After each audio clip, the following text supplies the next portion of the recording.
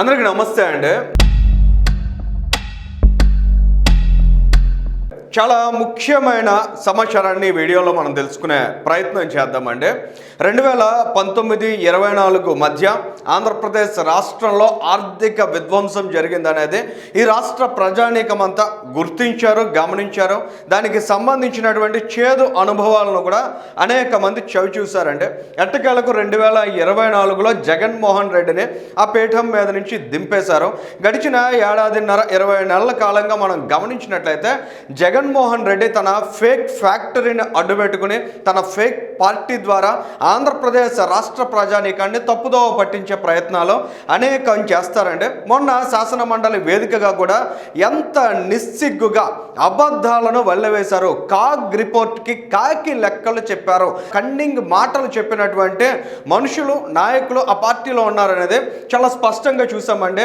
ఆ రోజు పయ్యావుల కేశవ్ గారు, మంత్రి నారా లోకేష్ గారు, అక్కడ ఎల్ఓపిగా ఉన్న బొత్స సత్యనారాయణ గారిని, సార్ మీ చేతుల్లో ఉన్నటువంటి రిపోర్ట్ను ఒకసారి పంపించండి, లేదా అట్లీస్ట్ కాగ్ రిపోర్ట్లో ఏ పేజ్లో ఏ పేరాలో దానికి సంబంధించినటువంటి డీటెయిల్స్ ఉన్నాయో కాస్త చూపించండి అని బతిమలాడినా కూడా ఆ రోజు వాళ్ళు సమాచారాన్ని ఇటు పంపించలేదు. ఎందుకంటే అది ఫేక్ ఫ్యాక్టరీ నుంచి వచ్చినటువంటి ఫేక్ రిపోర్ట్ కాబట్టి. కానీ వాళ్ళు మనం చూస్తున్నామంటే physical health index 2026 for the financial year of 2023-2024 Jaganmohan Reddy ముఖ్యమంత్రిగా ఉన్నటువంటి చివరి ఆర్థిక సంవత్సరం అండి. ఆ ఆర్థిక సంవత్సరంలో ఆంధ్రప్రదేశ్ రాష్ట్రంలో ఫిజికల్ హెల్త్ ఇండెక్స్ అనేది ఎంత ఘోరంగా దెబ్బతింది అనేటువంటి సమాచారం ఈ రిపోర్ట్లో మనం చూడగలుగుతున్నాం అండి. ఆ రోజుల్లో నవరత్నాల పేరుతోటి మొత్తం ఆంధ్రప్రదేశ్ రాష్ట్రాన్ని సర్వం శాంతం నాశనం చేశారు జగన్మోహన్ రెడ్డి. ఇవాళ ఈ ఫిజికల్ హెల్త్ ఇండెక్స్లో కూడా ఒక 9 పాయింట్స్ మనం అబ్జర్వ్ చేద్దామండి.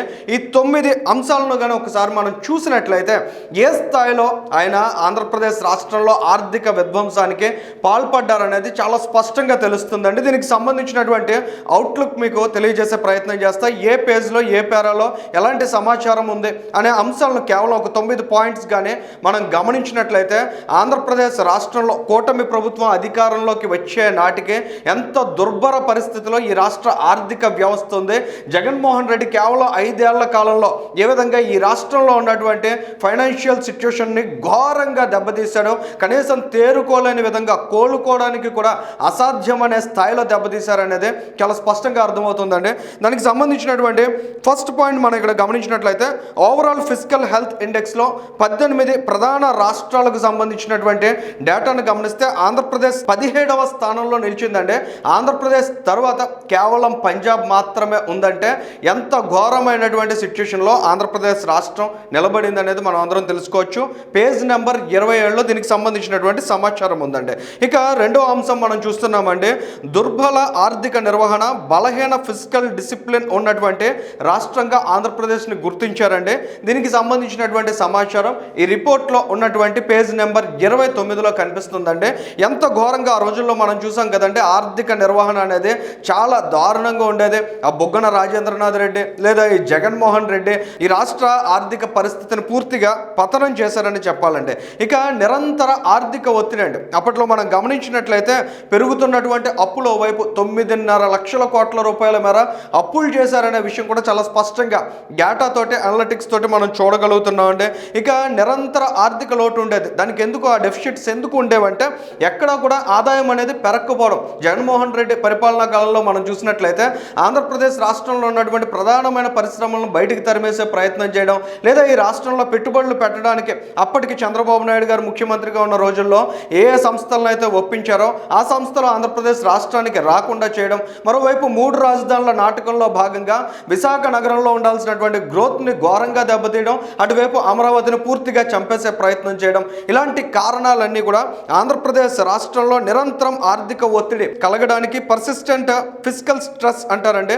దీనికి సంబంధించినటువంటి సమాచారం అనేది పేజ్ నెంబర్ 16లో ఉందండి. ఆ రోజు వాళ్ళు కాకి లెక్కలు చెప్పారో, కాగ్ రిపోర్ట్ అని చెప్పి ఇలా ఊపారో అటువంటి సమాచారం కదండి. ఇది పూర్తిగా ఇవాళ ఫిజికల్ హెల్త్ ఇండెక్స్లో ఉన్నటువంటి పాయింట్ టు పాయింట్ మనం వెళ్తున్నామండి. ఇక ఫోర్త్ పాయింట్ మనం ఇక్కడ అబ్జర్వ్ చేసినట్లయితే ఫిజికల్ ప్రూడెన్స్ స్కోర్ అనేది కేవలం 9.9గా మాత్రమే వచ్చిందండి.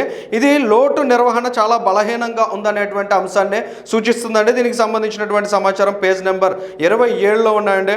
ఇక అప్పులను నిర్వహించే సామర్థ్యం చాలా తక్కువ అండి. డెప్ట్ సస్టైనబిలిటీ అంటారండి. ఇక్కడ ఈ స్కోర్ మనం చూసినట్లయితే కేవలం 4.2 మాత్రమే వచ్చిందండి. అంటే రాష్ట్ర ఆర్థిక వృద్ధి అప్పులను తట్టుకునే స్థాయిలో లేదనేటువంటి విషయం చాలా స్పష్టంగా అర్థమవుతుంది. దీనికి సంబంధించినటువంటి ఇన్ఫర్మేషన్ కూడా అదే పేజ్ నెంబర్ 27లో మనం చూడొచ్చండి.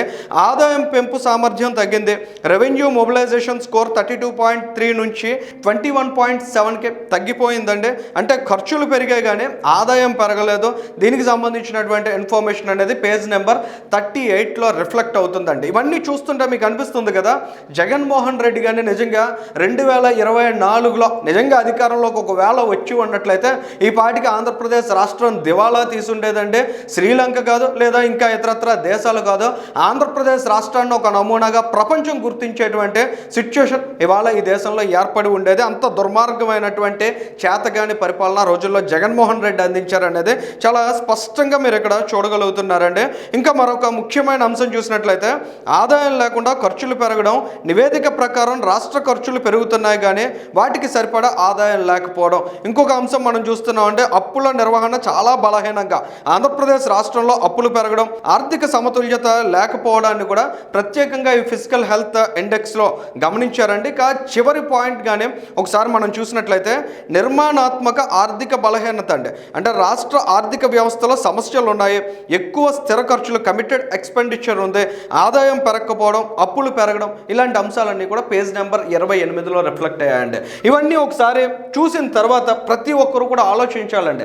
జగన్మోహన్ రెడ్డి సూపర్ 6 హామీలకు సంబంధించి ఇవాళ చంద్రబాబు నాయుడు గారు అది చేయలేదు ఇది చేయలేదు అని చెప్తున్నారు. కానీ ఇవాళ ఓవరాల్ ప్రజానీకాన్ని మనం గమనించినట్లయితే సంతృప్తి శాతంతోనే ముందుకు వెళ్తున్నటువంటి పరిస్థితి అనేది ఇవాళ ఆంధ్రప్రదేశ్ రాష్ట్రంలో ఉందండి.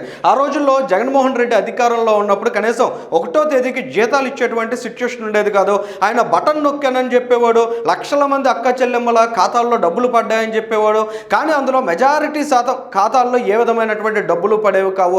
ఆ రకమైనటువంటి మోసపూరిత బటన్స్ కూడా ఆ రోజుల్లో ఆయన నొక్కేవాడు. ఇక ఆంధ్రప్రదేశ్ రాష్ట్రంలో ప్రాపర్టీస్, ప్రభుత్వానికి సంబంధించినటువంటి ఆస్తులను కూడా తాకట్టు పెట్టి ఈ రాష్ట్రం మీద అప్పుల భారాన్ని పెంచినటువంటి ఒక చేతగానే నిర్లక్ష్యపూరిత దౌర్భాగ్యకరమైనటువంటి పరిపాలన అనేది ఆ రోజుల్లో జగన్మోహన్ రెడ్డి అందించారండి. ఇలాంటి అంశాలన్నీ గమనించిన తర్వాత ఖచ్చితంగా ఆంధ్రప్రదేశ్ రాష్ట్ర ప్రజానీకం కూడా ఆలోచించాలి. ఇవాళ ఎటువంటి సస్టైనబిలిటీ దిశగా చంద్రబాబు నాయుడు గారు ఆంధ్రప్రదేశ్ రాష్ట్రాన్ని ముందుకు తీసుకువెళ్లే ప్రయత్నం చేస్తున్నారు. నారా లోకేష్ గారు కూడా ఏ విధంగా ఇన్వెస్ట్మెంట్స్ని అట్రాక్ట్ చేస్తున్నారో, ముఖ్యంగా విశాఖ నగరాన్ని ఫైనాన్షియల్గా గ్రోత్ హబ్గా మార్చేటువంటి ప్రయత్నం చేస్తున్నారు. ఇవన్నీ కూడా ఫ్రూట్స్ ఇచ్చినట్లయితే ఖచ్చితంగా ఆంధ్రప్రదేశ్ రాష్ట్రం అనేది రానున్న దశాబ్ద కాలంలో అద్భుతాలు చేయబోతుందండి.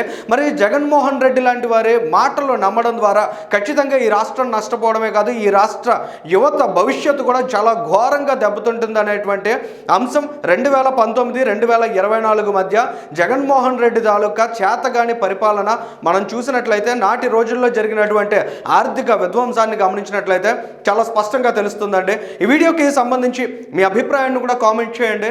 Thank you.